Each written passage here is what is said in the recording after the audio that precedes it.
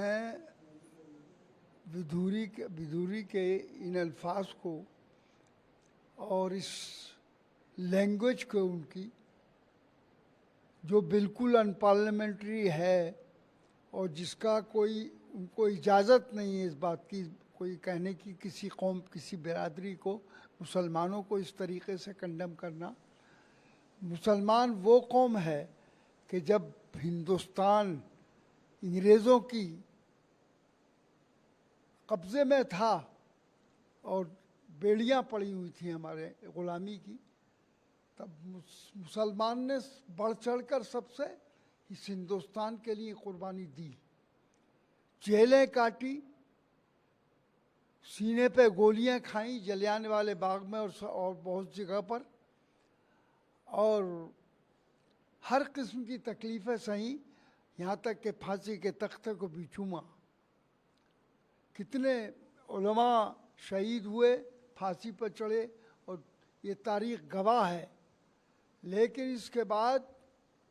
इसके बावजूद हम मुस्लिम कौम के लिए इस किस्म के ख़यालात करना, इस किस्म की बात करना और अनपार्लियामेंट्री लैंग्वेज पार्लियामेंट जैसी जगह में इस्तेमाल करना, बहरहाल कोई नहीं कर सकता, न इजाज़त है किसी की। और जबकि स्पीकर साहब वहाँ पर मौजूद हैं, जो कोई कंट्रोलर हैं उसके हाउस के, बहरहाल उनकी मौजूदगी में, और उन्होंने बहरहाल जो कुछ भी कहा है, लेकिन ये नाकाफ़ी है। बल्कि इनके ख़िलाफ़ सख्त कार्रवाई होनी चाहिए, इनको पार्टी से निकाला जाना चाहिए, इनकी मेंबरशिप ख़त्म होनी चाहिए। उससे पहले कोई सज़ा देना वो नाकाफ़ी है इनके लिए। और हम बहरहाल देश हमारा भी है, हम भी इस देश के मतलब ये मालिक हैं, इस देश के अंदर रहते हैं, और सारी बहरहाल हमने हमेशा इस मुल्क को आगे बढ़ाने के लिए, चाहे हमारी हुकूमत रही हो या ना रही हो, लेकिन बहरहाल हमने मुल्क के लिए, मुल्क की भलाई के लिए, मुल्क की तरक्की के लिए हमेशा काम किया और आज भी कर रहे हैं। अगर विधूरी के पीछे अगर कोई बीजेपी की साजिश है तो इसको हम बर्दाश्त नहीं करेंगे। इसको साजिश को ख़त्म करने के लिए बहरहाल प्राइम मिनिस्टर को साहब को इन्हें पार्टी से निकाल देना चाहिए और इनको सज़ा देनी चाहिए। ये देश के हालात बिगाड़ना चाहते हैं ऐसे लोग, और देश को मतलब ये कि आज मैं इस तरीक़े से कंडम कर इन्होंने इस जलील कराया है, और ये जो बातें कही हैं तो इससे उनकी पोजीशन कोई अच्छी नहीं बनी है। ये तो देश के लिए बहुत ही यानी नाकाबिल बर्दाश्त मकाम है कि देश के अंदर सारी उनके हाथ में ताकत होते हुए इसके बावजूद उनका एक मेंबर पार्लियामेंट इस किस्म के अल्फाज इस्तेमाल करे। तो मैं चाहूँगा कि अगर इसके पीछे कोई साजिश नहीं है तो इसको फ़ौरन इनके ख़िलाफ़ कार्रवाई की जाए, पार्टी से निकाला जाए, सज़ा दी जाए। जब हम मतलब ये समझेंगे कि इसमें, वरना अगर इस तरीके से मुल्क के हालात बिगाड़ने की कोशिश की गई और सन 24 पर की तैयारी इस तरीके से की जाएगी तो इसको कोई बर्दाश्त नहीं करेगा। और इससे मतलब ये है कि अपनी पोजीशन ख़राब कर रहे हैं वो। हम बहरहाल जहाँ तक अपोजिशन का ताल्लुक़ है, अपोजिशन का संगठन है, मजबूत है और बना है, और इंशाअल्लाह वो उसकी और मजबूती रोज़ बरोज़ हो रही है।